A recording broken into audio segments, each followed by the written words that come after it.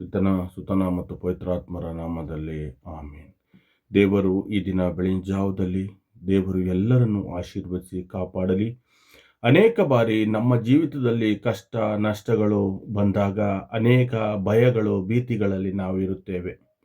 ಪ್ರತಿದಿನವೂ ನಾವು ದೇವರೊಂದಿಗೆ ಇರುವಾಗ ನಮಗೆ ಯಾವ ಭಯವೂ ಇಲ್ಲ ಎಂಬುವಂಥ ನಂಬಿಕೆಯಿಂದ ನಾವು ನಡೆಯುವಾಗ ಕರ್ತರಾದ ಯೇಸು ಕ್ರಿಸ್ತರು ನಮ್ಮ ಸಂಗಡ ಇದ್ದಾರೆ ಎಂಬ ಒಂದು ಅರಿವು ನಮ್ಮಲ್ಲಿ ಸದಾ ಇರಬೇಕು. ಆದ್ದರಿಂದ ನಮ್ಮ ಹೃದಯವು ಪರಿಶುದ್ಧವಾಗಿ ಇಟ್ಟುಕೊಳ್ಳುವುದು ನಮ್ಮ ಮುಖ್ಯ ಕರ್ತವ್ಯವಾಗಿದೆ ಎಂಬುದಾಗಿ ನಾವು ತಿಳಿದುಕೊಳ್ಳಬೇಕು.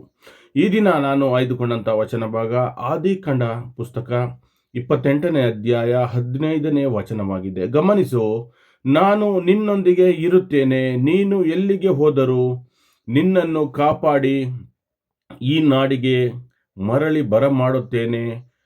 ನಾನು ನಿನಗೆ ಹೇಳಿದ್ದನ್ನೆಲ್ಲ ನೆರವೇರಿಸದೆ ಬಿಡುವುದಿಲ್ಲ ಎಂದರು. ಈ ವಾಕ್ಯ ಬಹು ಮುಖ್ಯವಾಗಿದೆ. ಈ ವಾಕ್ಯದಲ್ಲಿ ದೇವರು ಯಾಕೋಬನಿಗೆ ಕೊಟ್ಟ ವಾಗ್ದಾನವು ನಮ್ಮ ಜೀವಿತಕ್ಕೂ ಧೈರ್ಯ ತುಂಬುತ್ತದೆ ಎಂಬುದನ್ನು ನಾವು ತಿಳಿದುಕೊಳ್ಳಬೇಕು. ನಾವು ಒಂಟಿಯಾಗಿದ್ದೇವೆ ಎಂದು ಅನಿಸಿದರೂ ದೇವರು ನಮ್ಮ ಜೊತೆಗಿದ್ದಾರೆ ಎಂಬಂಥ ಒಂದು ಧೈರ್ಯ ನಮಗೆ ಈ ವಾಕ್ಯದ ಮುಖಾಂತರ ಕೊಡಲ್ಪಟ್ಟಿದೆ ಎಂಬುದಾಗಿ ನಾವು ತಿಳಿದುಕೊಳ್ಳಬೇಕು. ಜೀವನದಲ್ಲಿ ಕಷ್ಟಗಳು, ನಷ್ಟಗಳು, ಭಯ ಅನಿಶ್ಚಿತವಾಗಿ ಬರುವಂಥವುಗಳಾಗಿದೆ. ಬಂದರೂ ದೇವರು ನಮ್ಮನ್ನು ಕೈ ಬಿಡುವುದಿಲ್ಲ.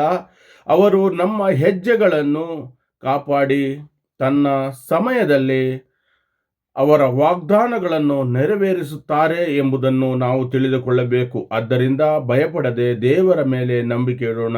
ದೇವರ ಸಾನ್ನಿಧ್ಯವೇ ನಮ್ಮ ಬಲ, ನಮ್ಮ ಆಶ್ರಯ, ನಮ್ಮ ಜಯವಾಗಿದೆ ಎಂಬುದಾಗಿ ತಿಳಿದುಕೊಂಡು ಪ್ರತಿದಿನ ಬೆಳಗಿನ ಜಾವದಲ್ಲಿ ಪ್ರಾರ್ಥಿಸಿ ನಮ್ಮ ಕೆಲಸವನ್ನು ಮುಂದುವರಿಸೋಣ ಎಂಬುದಾಗಿ ಕೇಳಿಕೊಳ್ಳುತ್ತೇನೆ. ಆಮೇನ್.